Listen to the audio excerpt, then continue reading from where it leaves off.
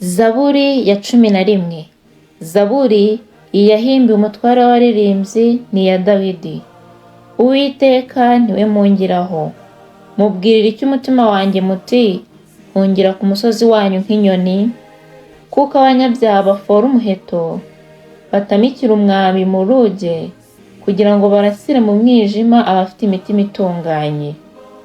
Niba imfatiro zishenywe, umukiranutsi yakora iki? Uwiteka ari mu rusengero rwe rwera, Uwiteka intebe ye iri mu ijuru, amaso ye areba abantu, imboni ze zirabagerageza. Uwiteka agerageza abakiranutsi, ariko umunyabyaha n'ukunda urugomo umutima we urabanga.